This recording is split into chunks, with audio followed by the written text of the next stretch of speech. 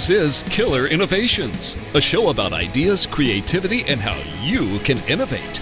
Welcome to the Innovator's Garage, where you learn to create your next game-changing killer innovation. Welcome to Killer Innovations. I'm your host, Phil McKinney. We are here in Las Vegas with the Consumer Electronics Show. As you can probably tell from the audio quality, we are not in the mobile studio. We're actually squeezing in some interviews out and about, and this is one of those. We're actually doing this down at the Four Seasons Hotel here in Las Vegas. Cable Labs actually has an event later on this afternoon where we bring together a number of companies in what we call our Innovation Showcase. But we also do the what we call the accelerator programs throughout the fall timeline, where we select 3 to 4 companies a year, and we work with them to actually drive a product market fit aimed at specifically the industry we serve, which is the cable industry. And today's guest is actually one of those companies from our most recent Federator program. So, Rama, thanks for coming. Really appreciate it. Thanks so much, Phil. Thanks for having me here. So, normally I have all the Federator companies on the show, but you're one of those that we haven't had a chance to get it. And actually, I'd prefer to do these face-to-face. So, give us a little bit of background on yourself. Well, I'm a scientist by training, and here I am starting a SaaS company and running it for the last 2 years, right? So I'm a chemical engineer by my degrees, and I've worked most of my previous life before Blitz has been around thin films, smart films that are deposited on wafers, which go into chips. Also, I did a lot of research on biomedical substrates for microfluidic applications towards medical devices. So how do you go from that kind of, look, I always jokingly say, right, I started off my degree as I wanted to be an architect. And then I figured out it was a 5-year degree program, and I'm like, not going to happen.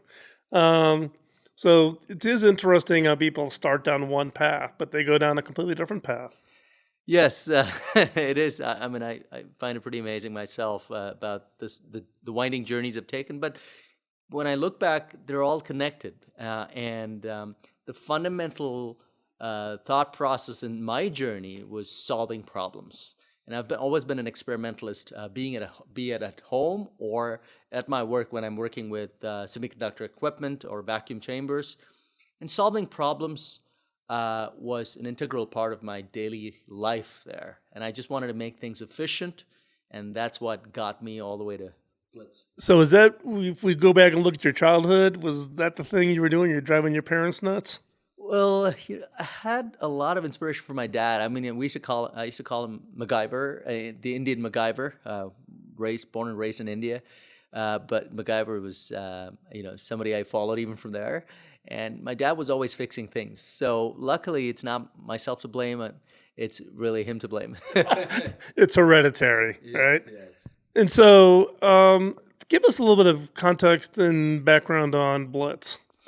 Yes. So the background is this. I mean, when I was actually doing my PhD and postdoc for that matter, a lot of work revolved around using experimental setups, which had a lot of vacuum chambers, a lot of sensors, a lot of equipment. And every time something went wrong, because they all came from different vendors, they were complicated pieces of equipment with laser sources, for example, material deposition systems, and they all came from different vendors manufacturing different pieces of that entire what we call a cluster tool. Literally, it was a cluster of tools put together. And what happened several times for a lot of researchers was some of these tools would break down. And the funny thing was, we were all experimentalists, good at fixing stuff. But then the vendor we'd contact would call them on a 1-800 number or send them an email. They would take 2 weeks just to come and take a look at it. And sometimes it was a simple enough fix that they could have told me over the phone, especially if they had eyes on the problem. So that inefficiency really drove me crazy because I was waiting to get back to work, get these equipments up and running, and so that I could get back to work. And so, out of that necessity of quickly bringing these tools back up to operation, Blitz was born. And what Blitz is essentially is it brings in live video, augmented reality, and interactive markup, and artificial intelligence to technical support, especially when support is far away, they can't see the problem. You know how you can call a cable company for your router going bad? Imagine if when you make that first call, that person is actually standing next to you and seeing what your problem is, empathizing with you in order to, instead of actually you having to explain what's going wrong. Well, that's what we do at Blitz. It's interesting because even though, I've had multiple conversations, I didn't have the context on the background of what was the real motivator for it. But, look, I got 20 years in the telecom space before I got into consumer electronics. And the biggest frustration was always the customer care. The call center reps want to help. They want to be able to solve a customer's problem. But, trying to turn the customer's hands into remote hands never has all that great of an outcome. Yes, that is true to an extent. But if the problems are very, very simple, a lot of times people call because they don't know where the input button on a remote is for switching to the right input source on their TV, right?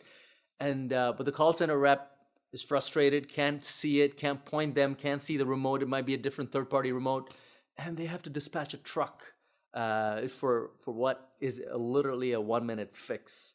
And especially if the customer has to pay for it, sometimes they do because it's not contracted. What happens is they're like, the technician goes in there, they charge the customer $100 and he fixes it in 1 minute, and the customer is really pissed that it's that happens a lot. So imagine today when that same problem happens, the customer service rep can send a text message to the smartphone. The smartphone at the hands of the consumer, the subscriber the subscriber then clicks on that link without an app download. You don't have to worry about the Play Store and they ask you for the password and stuff like that. Without an app download, the back camera turns on, and now all of a sudden the customer rep can see what's going on and then solve the problem really quick. Now, this is just the consumer-facing side of it. And there are other aspects, which is for internal support, where a technician is standing on a bucket truck looking at an amplifier, and he needs similar support from a subject matter expert at HQ. He can even do it over a phone, where the back camera, same thing, or he can wear smart glasses, where he can work with his hands free with somebody actually watching him do it. So there's a lot of different ramifications of this technology, basically bringing in a subject matter expert to literally standing next to you, watching the problem, guiding you to solving it. So is the solution always a human-to-human type of implication? So it's, if I've got a problem, I've got a live person on the other end? Or does this start to move into creating some kind of a knowledge base over time? Absolutely. So we start off initially with human-to-human because there are call center reps already doing this kind of job, but they're almost doing this without eyes on the problem, right? So we're enabling them to do their job better, faster, reduce resolution time. But as you can see, these calls can be recorded. They could be computer vision, where you can point a phone at a piece of equipment, it recognizes it maybe by scanning the serial number or model number, or just by computer vision itself, and it pulls up a related video to troubleshoot it really quick. If the consumer at the other end is capable enough of handling that technical information and that. But there's a lot of this kind of intelligence that can be gathered because of because of the video streaming, and then there could be the augmented reality capability, which on top of it, right? So there's a lot of potential in AI as well. Yeah, in the AI piece, as always, right? We're here at the Consumer Electronics Show. I'm gonna play my buzzword bingo and count how many times AI is used in an advertisement. for every product. Everybody's embedding AI. So we're going to take a quick commercial break. When we come back, we'll continue our conversation with Rama from Blitz, talk more about the company and its use and applications and kind of what the customer experience has been. So don't go anywhere. We'll be right back. You're listening to Killer Innovations on the BizTalk Radio Network. We'd love to hear your feedback. Everything we talk about here in the show will also appear in the show notes up at killerinnovations.com. And remember, we are here at CES. There'll be a whole series of shows, so you want to check that out. Subscribe to us over on iTunes or iHeartRadio or Spotify or anywhere else where you get your podcast shows. And with that, we'll be right back after this quick break.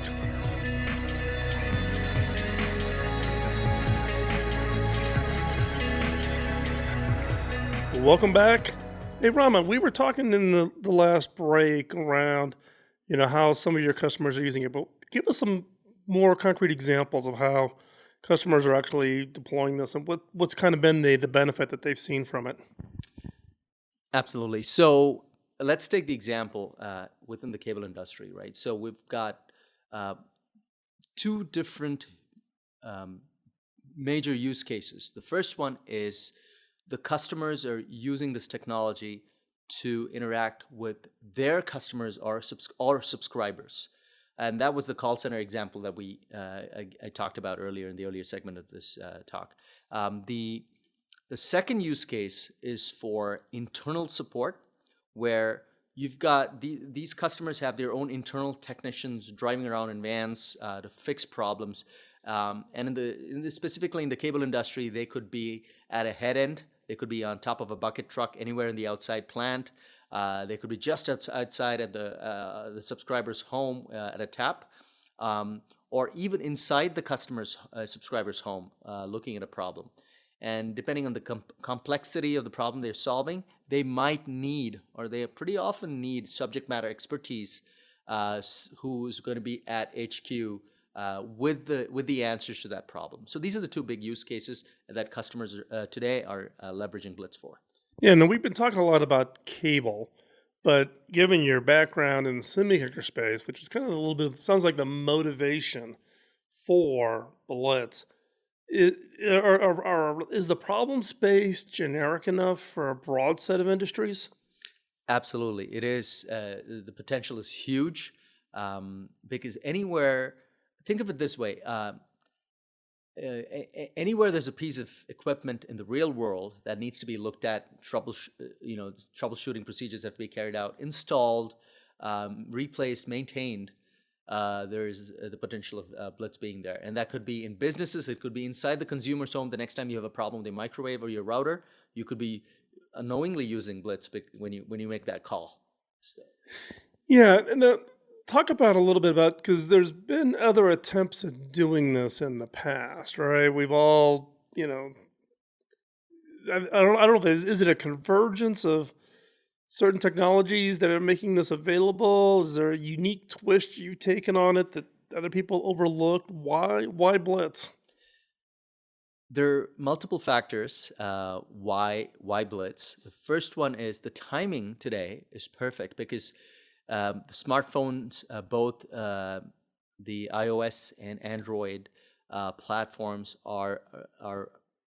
have the processing capabilities for live video, high quality video, augmented reality, and the AI piece as well. So that's one thing. More and more people have already been using live video in their personal lives, and it's only a matter of time that it comes into customer service in the industry, right?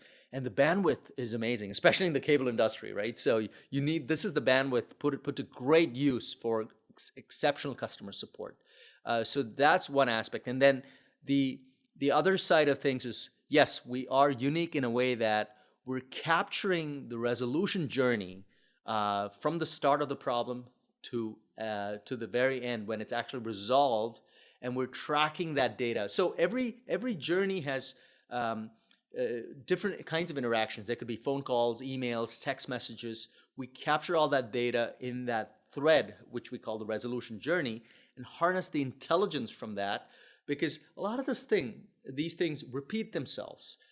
They repeat themselves in a disconnected fashion today with different techs trying different methods without sharing them. So we bring them together and capture that tribal knowledge, and our AI and automation starts making use of that existing knowledge in a very efficient way so that the next time the same problem crops up, the time to resolve it is much, much faster because we know where the answers are.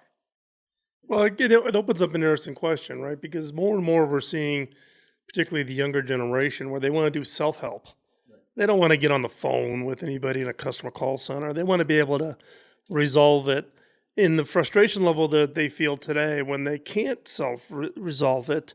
So what you're saying is Blitz, in effect, subconsciously captures the inherent knowledge base and then exposes that? Is that what it's about? Yes, it exposes that within an organization to its technicians, and also when you go to the consumer side. Let me give you an example of how, when I was redoing my kitchen, it took me 300 hours to rebuild it, and this was at a time. This was just 4 years ago, where I was looking at YouTube videos, but then it was an overload of information where I did not know which video to follow because none of those videos exactly solved my problem.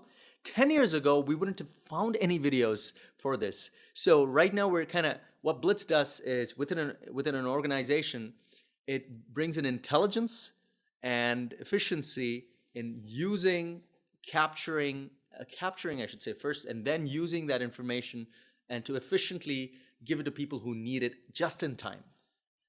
Yeah, but the important point you point out, though, is it's also validated answer versus the unvalidated answer, right? The only way you validate a YouTube video is how many thumbs up did it get and how many views does it have, and read the comments. Did someone try and it burned their house down? That's probably not a video you want to go. Right. You want to go and try. And what's been the reaction from consumers? I mean, when the consumer says, "Hey, I'm going to text you this link and click on it," depending on the age and experience of a consumer, you're going to get a pretty radical experience. You're absolutely right, Phil. There are consumers who are paranoid about their phone's camera being turned on, and somebody remote comes and takes a look at it. But then if it's all about how you present that support to them. I mean, you're ready to get text messages from Lyft and Uber with the photograph of a driver or a car. In a similar fashion, if you present it in a way that, hey, we're here to help you, empathize with you, and you don't have to block time off for me to come over and help you 3 days later and take time off from work. I can see it now and solve it. So that approach of empathy really alleviates a lot of those concerns. But the millennials and the younger generation, they just gobble it up. Not a problem. Yeah, they have no qualms about turning on that camera. Who knows who's on the other side watching it. So we're going to take another quick commercial break. When we come back, I want to talk a little bit more specifically about the history of Blitz, from its founding to its fundraising and to where it is today. So when we come back, we'll dig in a little bit more specifically on the company. So don't go anywhere. We're going to be right back after this quick commercial break. As I mentioned before, we're coming up on the launch of season 15 in March. So would love to hear any thoughts, ideas, feedback you would have. We're starting season 15. What was it you would like Killer Innovations to focus on for the next 15 years? I would never have believed I would have started it, that we would be here today 15 years later. So appreciate all that support. So drop me a note, phil@killerinnovations.com. And with that, we'll be right back after this quick commercial break.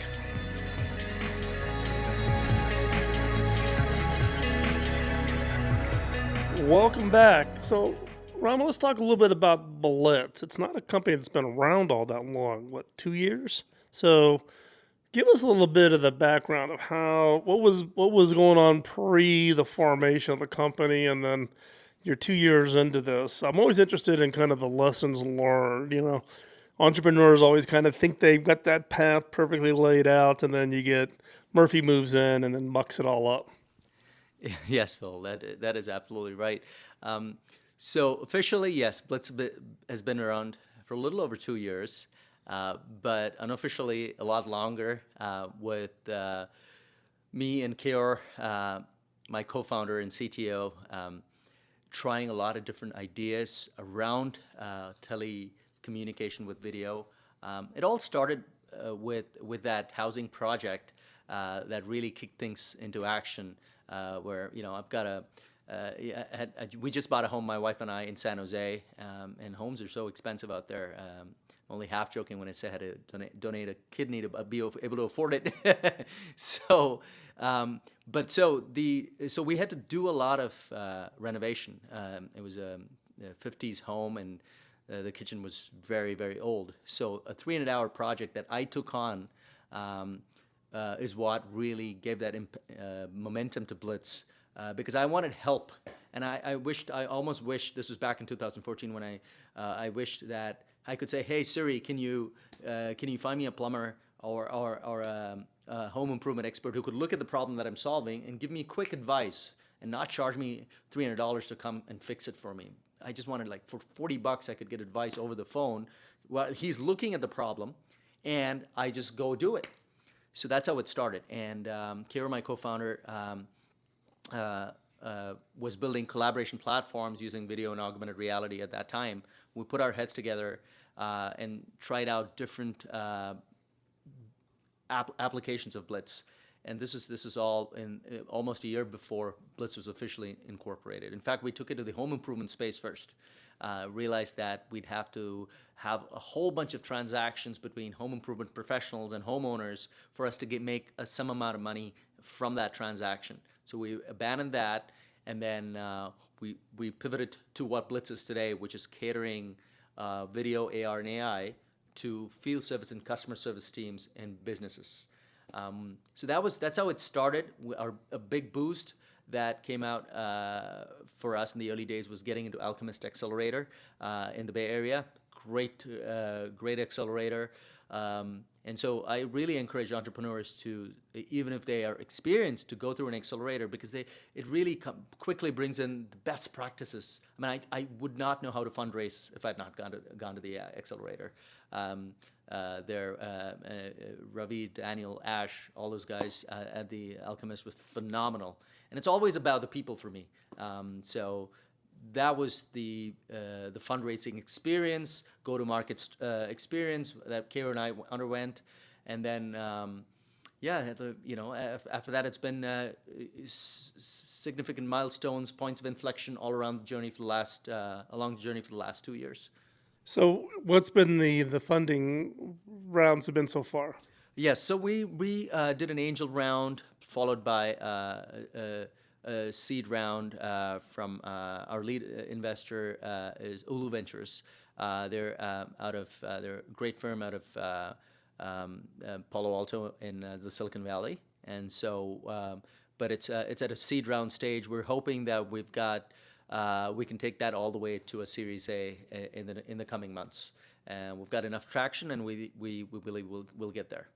Yeah, one of the questions I get a lot of, because again, 55% of the listeners of the show are in the U.S., 45% are outside the U.S., and even of the U.S. ones, probably 25% are in the Valley, 75% are not in the Valley.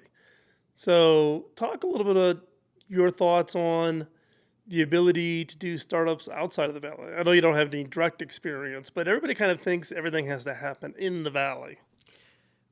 It's just because of the concentration. I think anywhere, what it really takes is passion, and because of how connected we are today, we can use the tools today to connect with great mentors. I mean, that's what we were here at the UpRamp program in Cable Labs, thanks to your support, Phil, as well. So where we have great mentors like Scott and Lisa and Satish and Caruso. So we've had a great amount of mentorship, even outside the Valley. Mm-hmm. So it's really about the passion, getting in touch with people who've been there and done that. And once you establish that relationship with people, the sky's the limit. Yeah, it's one of the things that I have a little bit of a personal passion on is trying to convince entrepreneurs you can do it anywhere. Right, and it does get down to the passion. So what's next for Blitz? You're getting some good traction now. You're getting some. I'm aware of some of your proof of concept work that's underway. But what's next for you guys? I think this year is going to be the year of cable and possibly even the insurance industry. Cable, thanks to the Federator program, we've got a lot of proof of values going on with limited deployments. That is very, very exciting for us. When we, the next phase is after these proof of values, they get converted into full-scale deployments, in which case we're busy. We're going to be hiring and deploying to some of the large MSOs in this country is a formidable task, but it's exciting and challenging at the same time. So we've got to hire a lot of people, implement this technology and improve people's lives. Insurance is another big area where imagine just the same technology can be used for claims management, looking at damages, minimizing fraud in the insurance vertical. So that's another area where there is some traction happening. And so this year is predominantly going to be cable, followed by insurance. And there are other industries we're looking at, but thanks to the support of the cable labs, we've got our work cut out this year for us. Yeah, just be careful what you wish for, right? You get one big guy, and you can become pretty swamped right out of the gate. So if people want to keep track of what you're up to and what Blitz is up to, what's the best places for them to keep up with your progress? So Blitz, the URL for Blitz is blitz.co. So and there'll be blogs, there'll be updates, and of course you can also follow us on LinkedIn and Twitter as well. These are the two. These are the website will pretty much get you most of the information that you guys need. Perfect. So it's blitz.co. No, let me. Yeah, no, it's blitz.co. So two Z's. Two Z's. I wanted to make sure it was a test. So you can hop on over. We'll have all those links over in the show notes over at Kill Innovations, so that you can check them out. Right? I think this is a proof point of innovation patience. Because there's been a lot of attempts to try to do this in the past, but bandwidth wasn't there. The smartphones weren't quite there yet. A lot of people don't realize that, when Steve was doing the iPhone, he had it basically done, but then had to wait for 5 years to get another round of silicon and another round of, wireless broadband and all the right elements. And I think you are right. I think the timing for this, particularly with familiarity of people using video for family communications, it just becomes, just the natural extension. In my case, I just bought, 6 Facebook portal devices from all my grandkids and kids, so I can spoil my grandkids from remote, even when I'm traveling on the road. So, hey, Ram, thanks a lot for taking the time out today, joining us here on the show. Really appreciate it. And we'll stay in touch, obviously, and hopefully maybe have you back for an update at some point as Blitz continues on in its progress. Thank you very much. Thanks so much for your time and this opportunity, Phil. Thanks. So with that, we're going to wrap up this segment. We do have a segment 4, as you all know. It is a new episode of 5 Minutes to New Ideas. These are short 5-minute segments posing some interesting and sometimes crazy questions to get you to think a little bit differently about the opportunities that are before you, and hopefully help kickstart your ability to come up with new ideas, new products, new services, or whatever it is that you are working on. Just so you know, 5 Minutes to New Ideas is also a standalone podcast. So if you've got a short time frame and want to do something that you can snack on, you can get that. Those are all available over on iHeart and Spotify and iTunes and Google Play, etc. So you can get the 5-minute segments as a standalone podcast. So check that out. But don't go anywhere. We've got a new episode for 5 Minutes to New Ideas right after this quick commercial break. You're listening to Kill Innovations on the BizTalk Radio Network.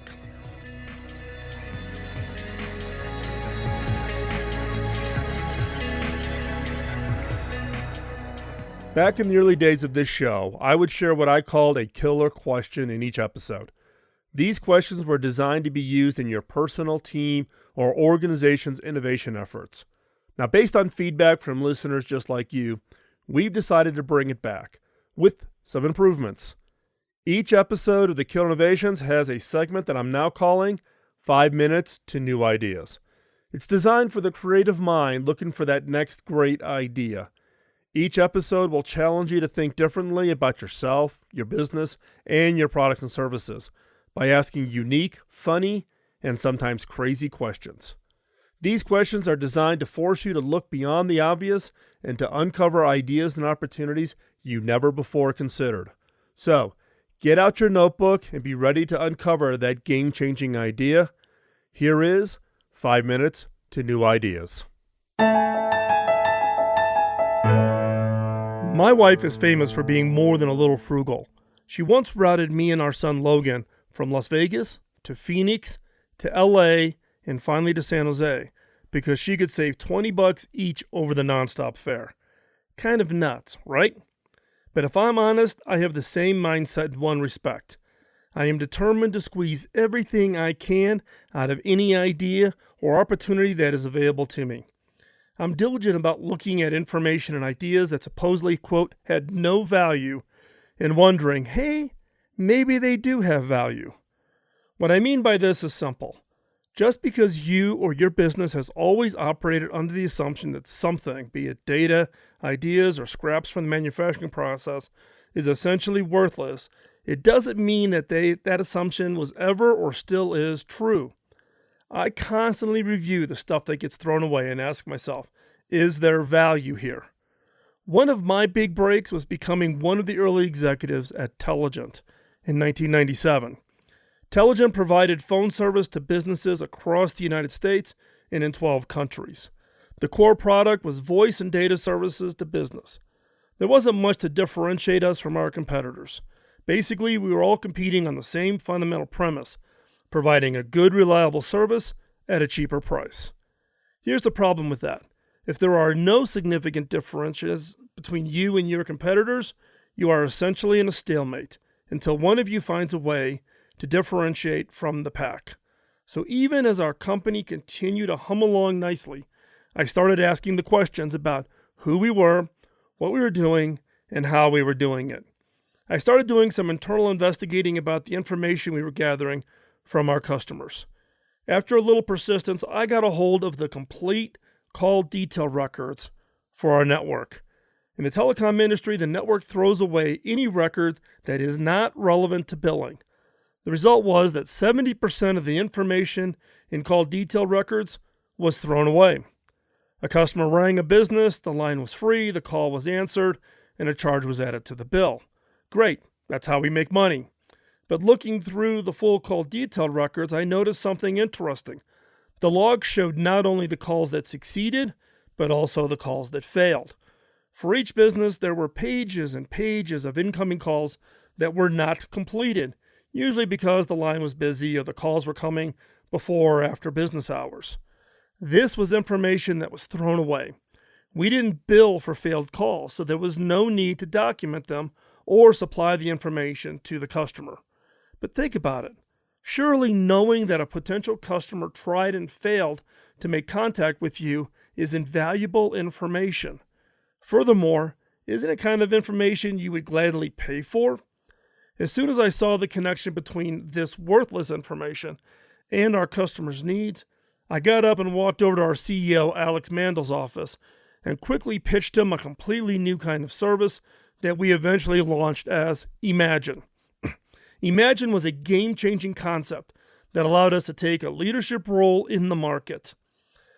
For a monthly fee, we offered our customers detailed breakdowns of all incoming calls that failed to get through, as well as additional services like instantaneous email notifications of each missed call.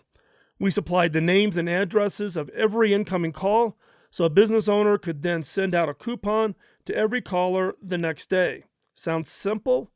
Think about the small or medium-sized business owner whose margins depend on making every single sale. If that new customer doesn't get through to you, they are simply going to ring the next number in the phone book. They have no loyalty to you, and you've lost a sale and a potential long-term customer. But if you get instant notification of that call and can ring back right away, you've got a fighting chance. You are still in the game. Our customers loved Imagine. By giving them the edge in their own business, we cemented their loyalty to ours. by taking something we had historically thought had no value and creating something our customers valued out of it. We turned it into a game changer. Look more closely at your operations and stop worrying about the assets or attributes that you think you don't have. Instead, try turning inward and focusing on the questions, what attributes do I not realize I have? Our competitors had all the exact same logs and information as we did, yet they didn't recognize their value. We saw this information had worth, and we used it to clobber them. Think it's a dumb idea? Zoos used to pay a small fortune to have manure hauled away. Then someone had the bright idea to package the manure and market it towards gardeners. Now gardeners buy gallons of elephant manure for up to $20 a pop, and they do the hauling for free. So ask yourself, what are you throwing away because you assume it has no value? Warning, it's easy to overlook what you think is garbage. As the old saying goes, one person's garbage is another man's treasure. I'm Phil McKinney, and thanks for listening.